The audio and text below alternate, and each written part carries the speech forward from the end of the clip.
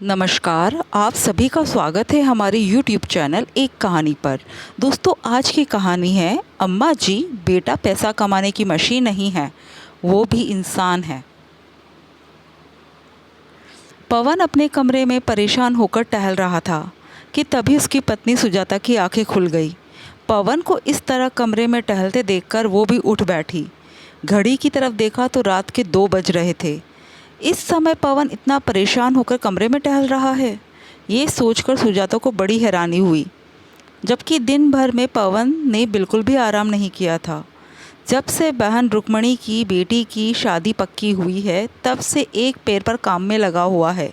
अकेला मामा है तो हर काम में उसे भागना पड़ता है और इतना थक जाता है कि रात को नींद बिल्कुल भी नहीं खुलती। पर आज क्या हो गया? आज ये और अम्मा दोनों दीदी के घर गए थे, पर वहाँ क्या हुआ किसी ने कुछ कहा नहीं। एक तो पवन भी उसे सारी बातें बताता नहीं था। सोचते सोचते सुजाता ने पवन से ही पूछा, क्या बात है जी, आपको नींद नहीं आ रही? पर पवन तो जैसे अपने ही ख्यालों में खोया हुआ था। उसने ध्यान ही नहीं दिया कि सुजाता ने दोबारा पूछा। तब उसने पलटकर कहा, कुछ कहा क्या तुमने? मैंने पहले भी वही पूछा था, अभी भी वही पूछ रही हूँ।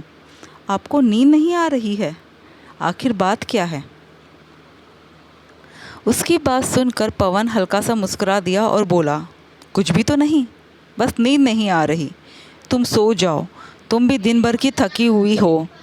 ये सुनकर सुजाता उसे एकटक देखती रही तो पवन बोला, ऐसे क्या देख रही हो मुझे? भाई इंसान ही हूँ, कोई अजूबा नहीं जो इतनी हैरानी से देख रही हो। जानती हूँ आप इंसान ही हो, थके हुए तो आप भी हो, पर रात के 2 बजे कमरे में टहलने का क्या मतलब है? सुजाता ने उसे शक की निगाह से देखा तो वो पलंग पर आकर बैठते हुए बोला, लो बाबा सो जाता हूँ, ऐसे क्या देख रही हो? कहता हुआ पवन चादर तानकर लेट गया, पर सुजाता अभी भी वैसे के वैसे ही बैठी रही। उसने फिर से पूछा, अरे आप मुझे बताओगे नहीं क्या? बात क्या है? रात के 2 बजे आप कमरे में क्यों टहल रहे हो? किसी ने कुछ कहा क्या? कहीं अम्मा जी ने तो कुछ? कहते कहते सुजाता रुक गई। उसकी बात तीर की तरह बिल्कुल निशाने पर जाकर लगी थी। अम्मा का नाम सुनते ही पवन उठ बैठा। कुछ देर तक मौन रहने के बाद बोला, क्या करूं सुजाता, मुझे तो कुछ समझ ही नहीं आ रहा। इस पगड़ी का बोझ उठाते उठाते थक गया हूँ मैं। बाबा के जाने के बाद उनकी यह पगड़ी तो अब मेरी जान लेकर ही रहेगी। हाय राम, ये कैसी बातें कर रहे हो आप? मरे आपके दुश्मन। दिमाग में कुछ भी उठपटांग ख्याल आने से पहले हमारे बारे में सोच लेना। आखिर हुआ क्या है, साफ साफ बताइए। पवन की बात सुनकर सुजाता अपने सीने पर हाथ रखते हुए बोली, तुम्हें तो पता ही है, जब से रुक्मणी दीदी की नेहा की शादी पक्की हुई है, तब से हर रोज़ वक्त बेवक्त दुकान बढ़ाकर मुझे उनके घर जाना पड़ता है। अगर 1-2 दिन भी ना जाऊँ तो वो और जीजा जी अम्मा से मेरी शिकायत कर देते हैं, और अम्मा बस अपना ही राग लेकर रोना शुरू कर देती है। कहती है तेरे बाबा की पगड़ी तेरे माथे पर बंधी है तो जिम्मेदारी भी तेरी ही है। याद रख, बहन को ससुराल में कुछ सुनना ना पड़े। पर इससे भी मुझे कोई परेशानी नहीं है, मैं रोज़ चला ही जाता हूँ, पर आज तो। कहता कहता पवन रुक गया। तब सुजाता ने कहा, आज क्या हुआ? आज दीदी जियाजी ने मायरे की लिस्ट दी है, और वो भी मेरे हाथ में नहीं, अम्मा को भी साथ में बुलाकर उनके हाथों में। हाँ तो क्या हो गया? अम्मा को लिस्ट दे दी तो मायरा तो हमें ही देना पड़ेगा ना। सुजाता ने कहा। तब पवन ने उसकी तरफ देखा और फिर बोला, सही कहा तुमने, मायरा तो हमें ही देना पड़ेगा, लेकिन हमारे घर की शांति तो भंग कर दी। क्यों? ऐसा क्या मांग लिया उन लोगों ने? सुजाता ने हैरान होते हुए उसकी तरफ देखा। अरे क्या बताऊँ, लिस्ट बनाने से पहले एक बार भी नहीं सोचा कि हमारे पास इतना पैसा कहाँ है। 51 बेस मांगने के बाद उनके पूरे परिवार के कपड़े मांगे हैं। ऊपर से कहा है कि दीदी जब आरती के लिए आएगी तो सोने का गहना और 21,000 रुपये नगद थाली में रखने पड़ेंगे। यहाँ मेरे ससुराल में मेरे मायके की भी इज्जत है। हे भगवान, इतना सब मांगा है, हम कहाँ से कर पाएंगे इतना? आपने कुछ कहा क्यों नहीं? सुजाता बीच में ही बोल पड़ी।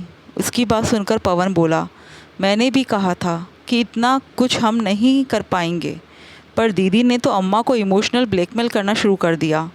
वही हमेशा का राग, बाबा की इज़्ज़त का सवाल है। क्या अपने बाबा की इज़्ज़त के लिए इतना सा नहीं कर पाएगा? अगर इतना सा भी नहीं कर सकता तो बाबा की पगड़ी पहनी क्यों थी? तब तो बड़ा ही चौकी पर बैठकर बाबा की पगड़ी पहनी थी। कहते कहते पवन चुप हो गया, पर सुजाता से रहा नहीं गया। उसने पूछा, दीदी को तो ये छोड़ो, वो तो शुरू से ही लालची स्वभाव की रही है। आप तो बताओ अम्मा ने क्या कहा? अम्मा जी का नाम सुनते ही पवन की आंखों में आंसू आ गए। उसकी आंखों में आंसू देखकर सुजाता ने उसके आंसू पोंछे, फिर पानी का गिलास लेकर पहले पवन को पानी पिलाया।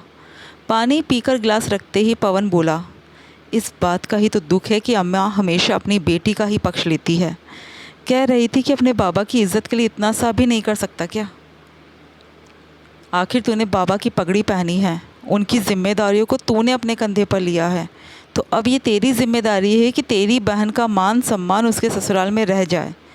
जब मैंने कहा कि अम्मा ये मेरे बस की बात नहीं है, तो मुझ पर ही चिल्लाने लगी कि पूरा मकान अकेले ही हड़प जाना चाहता है, मेरी बेटी को कुछ भी नहीं देगा।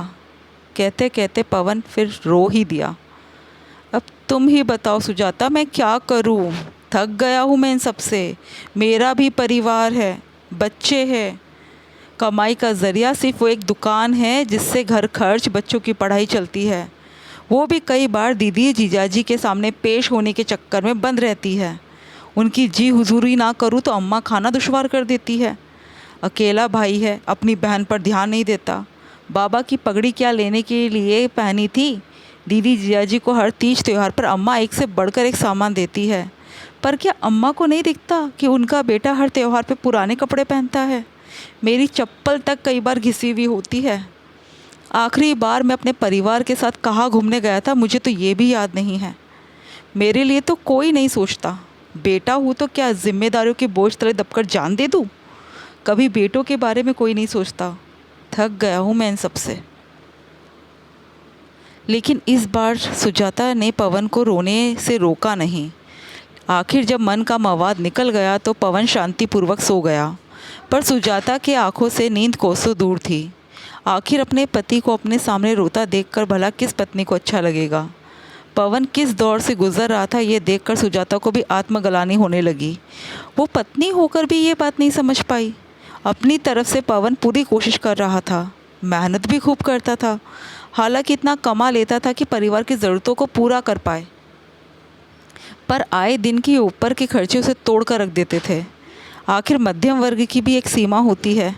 अम्मा तो बस ज़िद करके बैठ जाती थी कि मेरी बेटी के ससुराल ये जाएगा तो जाएगा ही। जब एक बार उसने नौकरी करने के लिए कहा था तो पवन तो खुश हो गया था, पर अम्मा ने बहुत हंगामा किया था। आखिर 2 दिन तक घर में हंगामा होता देखकर पवन ने सुजाता को ही नौकरी करने से मना कर दिया।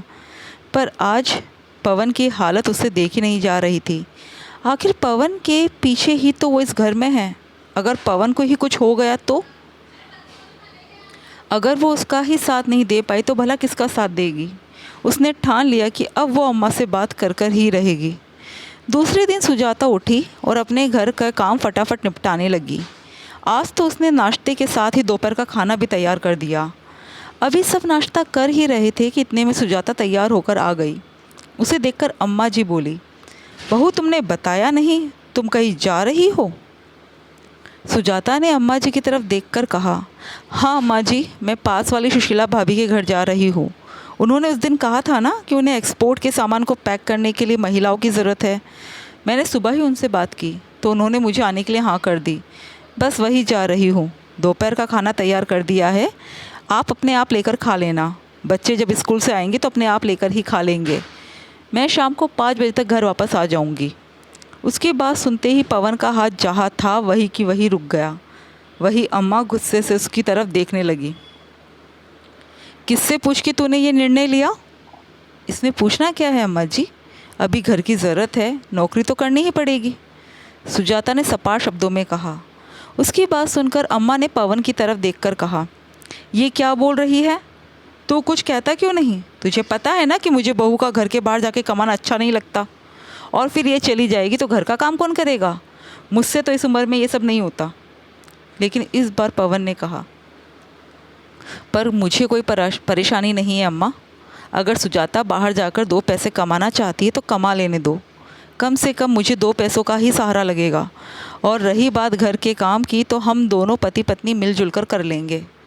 कहकर पवन ने अपना नाश्ता ख़त्म किया और दुकान के लिए रवाना हो गया।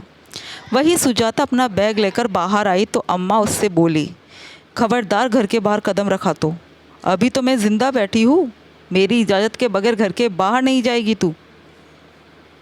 क्यों नहीं जाऊँगी अम्मा जी, घर के खर्चे बढ़ रहे हैं, दुकान तो पूरे टाइम खुलती नहीं है क्योंकि दीदी जियाजी के लिए इनको अपनी दुकान बंद करके वहाँ जाना पड़ता है। अगर नहीं गए तो आप खुद इनका खाना दुश्वार कर देती हो। ऊपर से अब ये मायरे का नया तमाशा शुरू कर दिया। अरे मायरा देने में हमें कोई परेशानी नहीं है, पर कम से कम क्षमता के अनुसार तो मांगो। सुजाता ने पलटकर कहा तो अम्मा चिढ़ गई। अच्छा, तो तुझे मेरी बेटी दामाद दिख रहे हैं? वो दोनों तो तुम लोगों को सुहाते ही नहीं हैं। अरे अपने बाबा की पगड़ी अपने सिर पर बंधवाई थी पवन ने, तो जिम्मेदारी भी उसी की होगी ना। और ऐसा क्या मांग लिया मेरी बेटी ने? भूल मत, मकान पर मेरी बेटी का बराबर का हक है, वो तो तुम फटाफट डकारने को तैयार हो जाओगे, और मायरा देने में दोनों को रोना आ रहा है। अम्मा की बात सुनकर सुजाता हैरान रह गई। अब उससे अपना गुस्सा कंट्रोल नहीं हुआ। अम्मा, बेटी के प्यार में आपको बेटा नज़र नहीं आ रहा? बेटे का भी अपना पूरा परिवार है, उसके अपने परिवार के लिए भी कोई जिम्मेदारी है। उसकी आर्थिक स्थिति इतनी अच्छी नहीं है कि वो ये सब कर पाए। आपको खुद भी ये सब बातें अच्छे से पता है, फिर भी बेटे को ही दबाई जा रही हो। अगर आपको ये लगता है कि हम ये मकान डकार जाएंगे तो आप अपने ही हाथों से इसे अपनी बेटी के नाम कर दो, पर भगवान के लिए हमें खुश रहने दो। आपको शायद आपकी बेटी संभाल ले, लेकिन मेरे लिए तो मेरा पति ही सब कुछ है। सुजाता की बात सुनकर अम्मा थोड़ा ढीला पड़ते हुए बोली, अरे बेटा, ये सब नहीं करेगा तो लोग बातें बनाएंगे। अम्मा की बात सुनकर सुजाता बोली, आपको लोगों की चिंता है अम्मा, अपने बेटे की नहीं। कल रात आपका बेटा रो तक दिया, उसकी हालत क्या होगी इसका अंदाज़ा है आपको? अगर कल को आपके बेटे को कुछ हो गया तो आपके ये लोग नहीं आएंगे हमें संभालने के लिए। बाबा की पगड़ी पहनाकर आपने जिम्मेदारियों की बोझ तले दबा दिया उसको। भगवान के लिए उसे भी थोड़ी सांस लेने दो। बेटा सिर्फ पैसा कमाने की मशीन नहीं है, उसे भी इंसान समझ लो। सुजाता अम्मा के सामने हाथ जोड़ते हुए बोली और वहाँ से चली गई। अम्मा को तो अक्सर बेटी दामाद की बातों में आकर लगता था कि मकान के चक्कर में ही बेटे बहू सेवा कर रहे हैं, पर आज तो बहू ने भी मकान बेटी के नाम करने के लिए कह दिया। आखिर अम्मा को एहसास हो गया कि उनकी बेबुनियाद की जिद उनके बेटे पर भारी पड़ रही है। आखिर अम्मा ने बेटी को फ़ोन करके कह दिया, मायरा उनकी क्षमता अनुसार ही दिया जाएगा, ना कि बेटी के ससुराल वालों की मांग के अनुसार।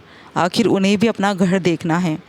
दोस्तों, आपको कहानी कैसे लगी कमेंट करके ज़रूर बताइएगा और हमारे चैनल को सब्सक्राइब ज़रूर कीजिएगा। Thank you.